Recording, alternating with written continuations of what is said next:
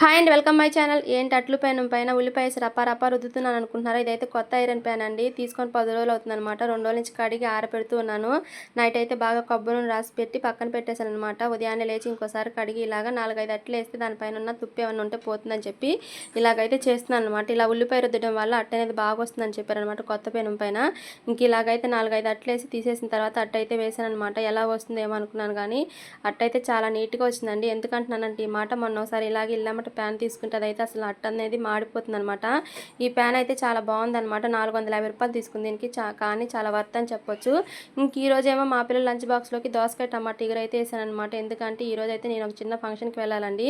ఇంకా అందుకని చెప్పి మా వాళ్ళకైతే సింపుల్గా అయితే కర్రీ చేశాను. ఈ రోజు మీరు ఒకటి గమనించారో లేదో, మా పాపకి మా బాబుకి అయితే లంచ్ బాక్స్ ఒకేసారి టెన్షన్ లేకుండా కట్టాను అనమాట. ఎందుకంటే మా పాప ఫ్యాన్ అయితే ఇంకా రాలేదు.